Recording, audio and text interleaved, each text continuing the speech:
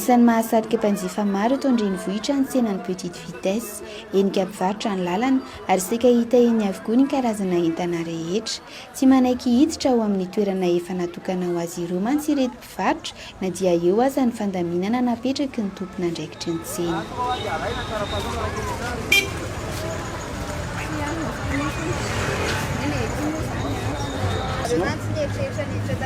Zay tsy hoe tsy nieritreretanitra niditra atao ireo olona ireo fa rehefa tafiditra atao ny olona dia izay hoa le problème.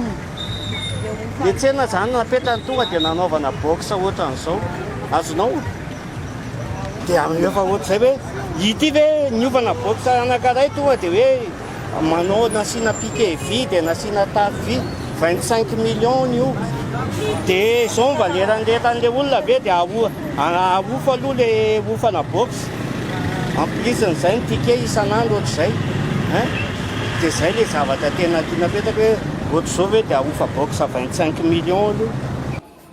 Raha ny fanazavana azonay avy amin'ny tompon'andraikitry ny tsena dia mahazaka olona eo amin'ny 590 eo ny tsenan'ny fihavanana eny amin'ny petite vitesse, manodidina ny 300 ariary ka hatramin'ny 1000 ariary ny ofan'ny box iray raha araka ny filazany, miovaova arakaraka ny hevitra ny sarany. Ny lefitry ny lehibe ny tsena dia nampahalala fa nanaiky ny fandaminana ireo mpivarotra tany amin'ny Fiandohana taorian'ny itsanganan'ny tsenan'ny fihavanana. Iray volana taty aoriana nefa dia niverina ny varotra teny an-dalana indray izy ireo.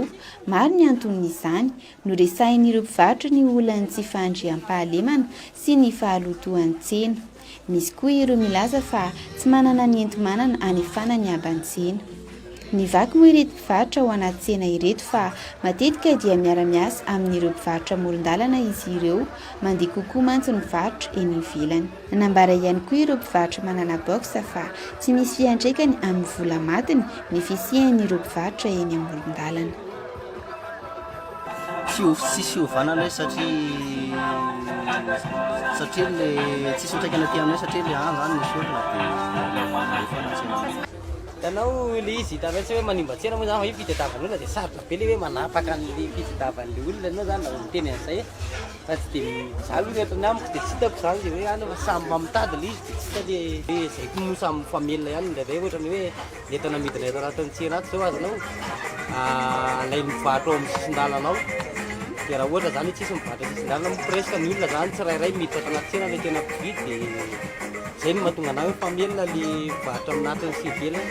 Nanazava ireo tompon'andraikitra fa manaiky ny fandaminana napetraka ireo mpivarotra raha toa ka mankatoy izany avokoa ny olona rehetra, indrindra ireo mpivarotra eny amin'ny tsena Modrin, Isotry ary Fiatara.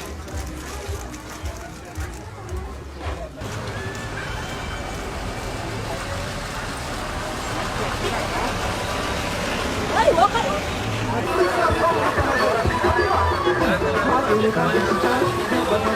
kasih.